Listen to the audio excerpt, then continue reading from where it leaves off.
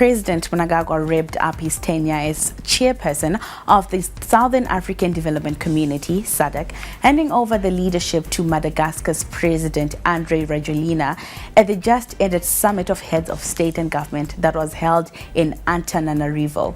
The high-level gathering brought together regional leaders to review progress and chart the way forward for the region. The summit ended with a recommitment to peace missions and initiatives that support economic growth. Let's get more in this report. The year-long tenure has come to an end, with President Mnangagwa recently concluding his service as SADC chair. The summit also ended with a strong commitment to regional peace, integration, and economic transformation. Regional leaders reaffirmed support for peace efforts in the Eastern Democratic Republic of Congo, paying tribute to fallen peacekeepers of the SADC mission in that country. The summit also expressed solidarity with Western Sahara's quest for self-determination and called for an immediate ceasefire and peace talks in Gaza. As President Mnangagwa handed over the leadership to Madagascar, he extended his best wishes to President Andry Rajoelina in taking the regional body forward. Finally, my dear brothers and sisters, Your Majesty and Your Excellencies, as I hand over the mantle to my dear brother, His Excellency Rajoelina, my younger brother, I would like to wish him, my dear young brother, every success in the discharge of your responsibilities. On the economic front, the summit endorsed the creation of SADC Regional Development Fund to boost investment and resilience.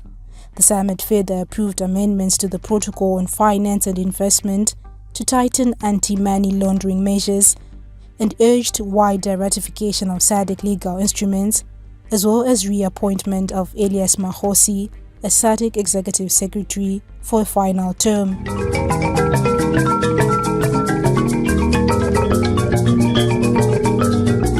President Mnangagwa's tenure as SADC chair saw him presiding over efforts to curb the long-running disturbances in the Democratic Republic of Congo, which stood out as a defining challenge of his term.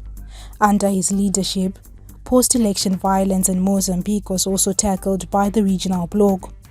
International relations expert Lazarus Sauti says the conflicts were handled effectively by the regional bloc. Applause to him as well as to other SADC leaders. He managed to have 5 elders statesmen to deal with the problem in the Democratic Republic of Congo. We have seen several summits here in Zimbabwe trying to come up with a durable peace, trying to come up with the positive solutions. SADC also tackled elections in Namibia and Botswana during Zimbabwe's tenure as chair. Sauti says with the high occurrence of climate change-induced disasters, the regional bloc should look to strengthening its systems to deal with this. The region is still suffering from food insecurity. Climate change is also causing some droughts in other parts of Southern Africa.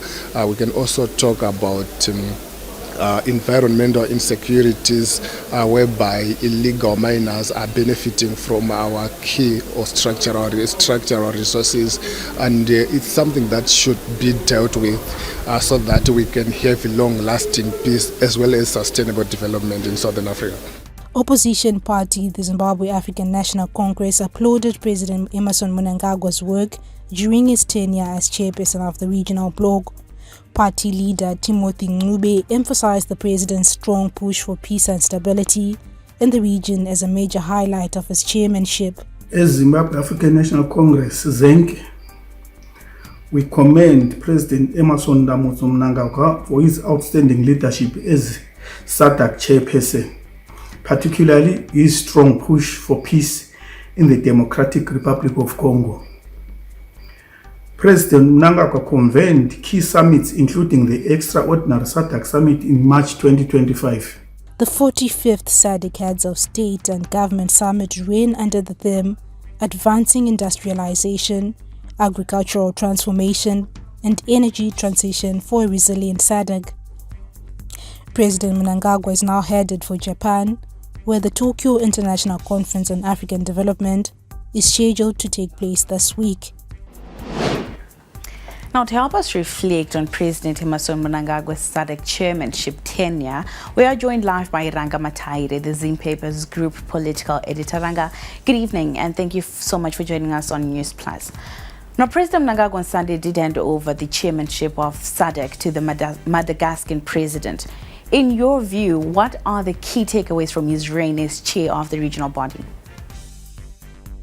More fundamentally, and in a general note, I think there's never been in the history of SADC where SADC has been so popularized by the chairman than what our president did, especially when he espoused the idea that everyone in Zimbabwe is a chairman of SADC. I think that kind of resonated well among the ordinary people. It was during his tenure that for the first time we had two regional bodies, SADC and EAC, having joint meetings, and that was historic in that the meetings were meant to come up with a combined framework of how to bring peace in the DRC. So there was need to combine the Nairobi and the Luanda peace process. There was also the issue of preserving heritage. President Mnangagwa was leading from the front in terms of the need to preserve our own heritage. Without a basis, without a solid base, you won't have a nation. Without a solid base, you won't have the future of the region. And that is the reason why the president had to make other heads of state familiarize themselves with what Zimbabwe is doing in terms of constructing the museum of the Liberation Museum, which is located in Harare. So in a nutshell, these can be the takeaways from the present tenure as the chairperson. Now, Ranga, let's talk about issues of industrialization. What areas did the president really push through to enhance economic integration as well as industrialization of the region? The whole idea of the theme of industrialization, you know, just before any summit is held, there is the industrialization week. There's never been in the history of SADC where there's been a huge attendance like the one witnessed in Zimbabwe. So it was not just an attendance of people, you know, coming to a show. The most people that attended the industrialization week were entrepreneurs, were, you know, business bodies. So there was a lot of networking, a lot of business deals, and a lot of sharing of ideas that took place. So that in itself was historic. But also the need for value addition. You know, the president has been emphasizing on the need for value addition, beneficiation, and pushing the region towards industrialization and modern agriculture. You might also be aware that recently, during the Madagascar Ordinary Summit, the president of Botswana, who made his inaugural, you know, speech at the regional summit, also echoed the President Mnangagwa's, you know, advocacy for intra-trade, regional intra-trade. And he said that we must not be, the region must not be at the mercy of the whims of the industrialization nations or the Western nations or those that once colonized that. So the president was also emphasizing on the need for intra-trade. He was also emphasizing on the need for beneficiation.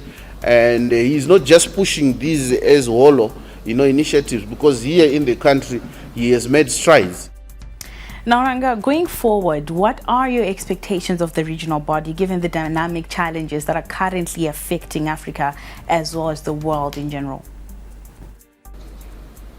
I think the legacy that President Mnangagwa has left, or that of regional solidarity and unity, I'm sure will be carried forward. But more fundamental is the need for, you know, rapid response to issues, and that's why the president was pushing for the operationalization of the regional centers. He pushed for the full operationalization of the SADC Humanitarian and Emergency Center, ensuring better disaster response and management across the region. So I think going forward, SADC should be able to, you know, respond promptly to challenges that the region would be facing.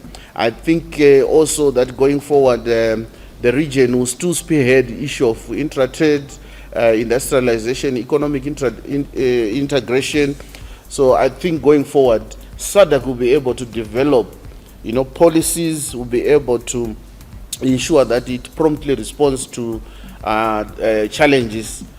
These could be in terms of, disasters. This could be in terms of conflicts, and this could be in terms of food.